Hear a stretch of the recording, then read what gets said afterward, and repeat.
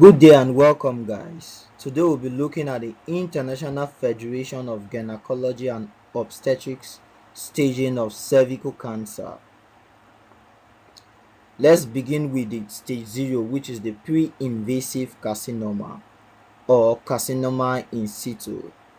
Strictly speaking, there should be no stage 0, but here there is epithelial lining transformation. That's the surface lining has transformed, but the basement membrane is still intact.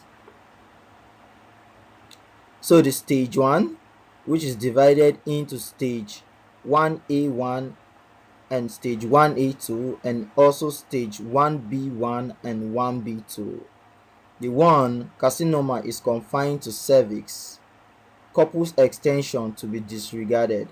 So carcinoma here is majorly affecting the cervix alone. Whether the body of the cervix is involved, the body of the uterus is involved or not, this is disregarded. So the 1A, invasive cancer identified only microscopically. All gross lesions, even with superficial invasion, are stage 1B cancers.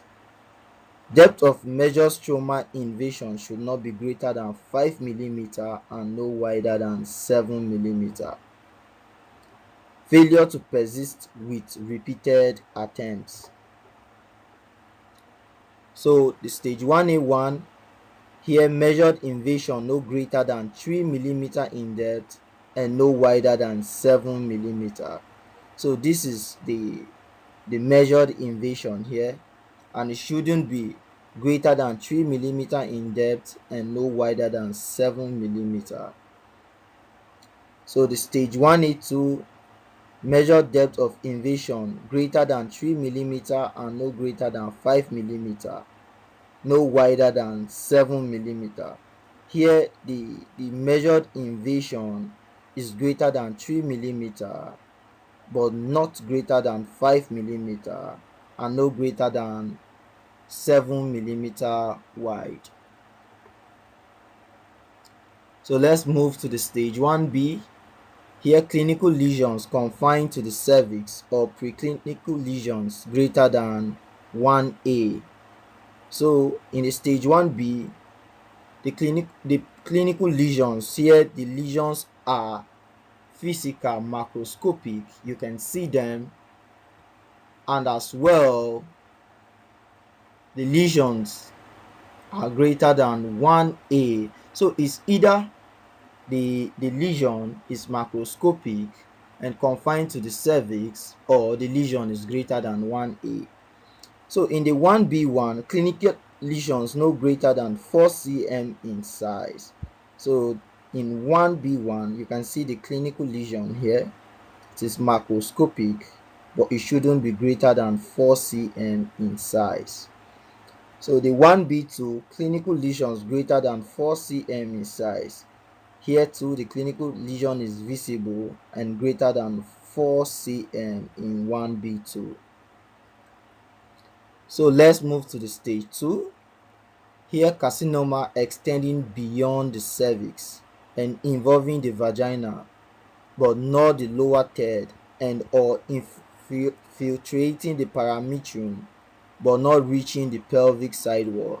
So here the carcinoma has gone beyond the cervix, it's no longer restricted to the cervix, and is involving the vagina but not the lower third of the vagina, and also infiltrating the outer part of the uterus, which is the parametrium, the layer that extends towards the pelvic wall but not reaching the pelvic side wall itself.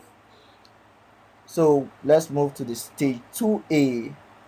Here carcinoma has involved the vagina. So you can see the carcinoma has extended from here is the cervix of the uterus to the upper part of the vagina. So in stage 2B, carcinoma has infiltrated the parametrium. So you can see the carcinoma here. It has already extended outwards to infiltrate the parametrium, which is laterally, but not up to the pelvic wall. So in stage 3, carcinoma involving the lower third of the vagina and or extending to the pelvic side wall. There's no free space between tumor and pelvic side wall. So in this stage 3, the carcinoma has already involved the lower third of the vagina. You can remember in stage 2, though the carcinoma extended to the vagina, it was only the upper part.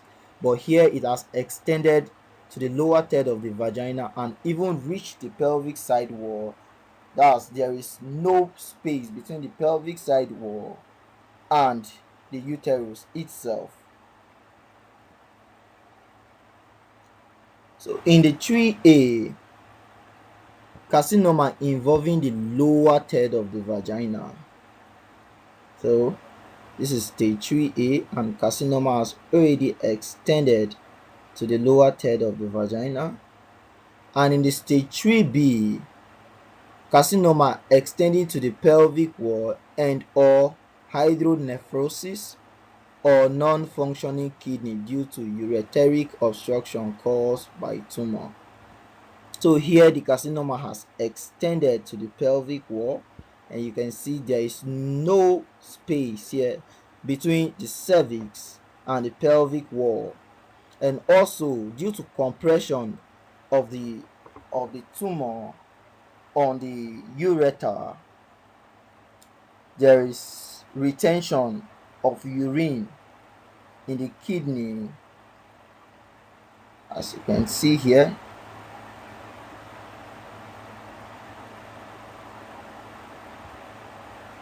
So in stage 4A, carcinoma involving the mucosa of the bladder or rectum and or extending beyond the true pelvis.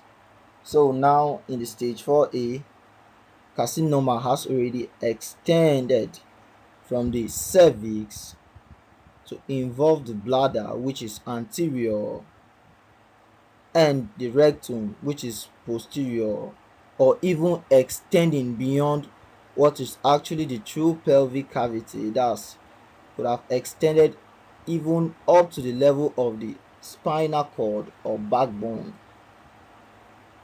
So in the stage 4B, spread to distant organs. So here metastasis has already begun. So in the stage 4B, it is no longer restricted within the cervix and the pelvic cavity in general, but is extending to other organs. Thanks for listening.